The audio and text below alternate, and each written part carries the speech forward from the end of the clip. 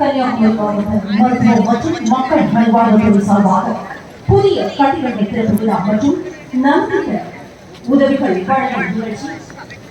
நம்முடைய மாண்புமிகு மருத்துவம் மற்றும் மக்கள் நல்வாழ்வுத்துறை அமைச்சர் திரு சுற்றுச்சூழல் அவர்கள் நம்முடைய விழா மேடையில் இன்னும் ஒருங்கை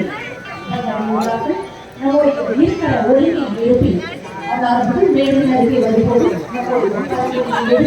நம்முடைய மகிழ்ச்சி ஆரவாரத்தில்